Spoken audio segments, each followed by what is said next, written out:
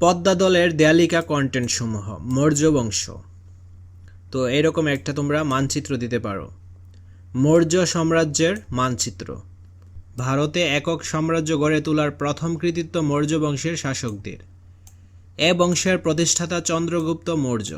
তিনি নন্দ বংশের উচ্ছেদ করেন এবং উত্তর পশ্চিম ভারতে গ্রিক শাসনের অবসান ঘটান।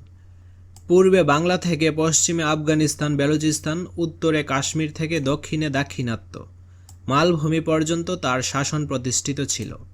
চন্দ্রগুপ্ত মৌর্য যে সাম্রাজ্যের ভিত্তি স্থাপন করেছিলেন তা চূড়ান্ত রূপ পায় সম্রাট অশোকের শাসনকালে। তো এখানে চন্দ্রগুপ্ত মৌর্যের একটা ভাস্কর্য দেওয়া রয়েছে, তোমরা কন্টেন্ট হিসেবে এটা অ্যাড করতে পারো। তারপর চন্দ্রগুপ্ত মৌর্যের প্রচলন করা একক মুদ্রা। গুপ্ত সাম্রাজ্য। গুপ্ত সাম্রাজ্য 320 থেকে 550 সাধারণ পূর্বাব্দ। গুপ্ত সাম্রাজ্যের মানচিত্র। গুপ্ত বংশ মৌর্যদের পর উত্তর ভারতে শক্তিশালী সাম্রাজ্য স্থাপন করেন গুপ্ত বংশের সম্রাটগণ। গুপ্ত বংশের উল্লেখযোগ্য সম্রাটরা হলেন প্রথম চন্দ্রগুপ্ত, সমুদ্রগুপ্ত, দ্বিতীয় চন্দ্রগুপ্ত প্রমুখ।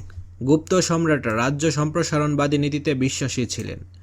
চতুর্থ শতকের মাঝামাঝি সময় সমুদ্রগুপ্ত বাংলা অঞ্চলে সৈন্য অভিযান পরিচালনা করে বঙ্গ, পুণ্ড্র প্রভৃতি জনপদ নিয়ন্ত্রণে নেন।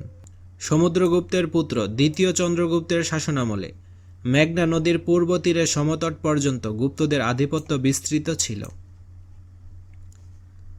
মৌর্য ও গুপ্তদের রাজ্য পরিচালনা নীতি। শাসন কাজ পরিচালনার জন্য সাম্রাজ্যের কেন্দ্র থেকে সম্রাট বড় বড় যোদ্ধা এবং সেনাপতিদের বাংলা অঞ্চলে পাঠাতেন।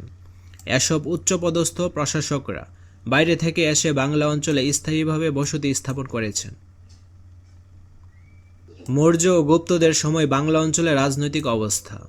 কোনো সময় সাম্রাজ্য গোলযোগ দেখা দিলে বা কেন্দ্রে সম্রাট দুর্বল হয়ে পড়লে বাংলা অঞ্চলের উচ্চপদস্থ শাসকদের অনেকেই নিজেদের স্বাধীন ঘোষণা করে কেন্দ্রের সঙ্গে সম্পর্ক ছিন্ন করে ফেলতেন। গুপ্ত পরবর্তীকালীন রাজনৈতিক অবস্থা। ষষ্ঠ শতকের শেষের দিকে উত্তর ভারত কেন্দ্রিক গুপ্ত সাম্রাজ্যের পতন হয়।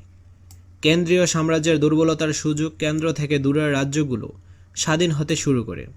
এই সময় ভারতবর্ষে অন্যান্য অংশের মতো পূর্বাংশ তথা বাংলা অঞ্চলেও ক্ষুদ্র ক্ষুদ্র রাজ্যসত্তা গড়ে ওঠে। ধর্মীয় ও সামাজিক অবস্থা। আর্যদের মধ্যে থেকেই একসময় মৌর্য, গুপ্ত প্রভৃতি শক্তিশালী রাজবংশের উত্থান ঘটে। এইসব রাজশক্তির হাত ধরে বাংলায় আর্য ভাষাগোষ্ঠীর সংস্কৃতি বা বৈদিক সংস্কৃতি প্রবেশ করে। ধীরে ধীরে এইসব জনপদের নগরকেন্দ্রিক মানুষের উপরও আর্য ধর্ম ও ভাষা সংস্কৃতি প্রভাব বিস্তার করতে থাকে।